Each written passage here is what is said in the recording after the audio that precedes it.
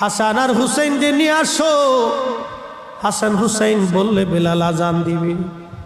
আহারে সাহাবীরা দৌড়াই গেলেন ফাতেমার বাড়ি, 7 নম্বর গেট, বাবু সালাম বরাবর সেই বাড়িটা দেখা যায়। দৌড়ায় যাইয়া ফাতেমার ঘরে গেলেন। হযরতে ফাতেমার ঘরে যাওয়ার পরে হাসান আর হুসাইনকে নিয়ে আসলেন।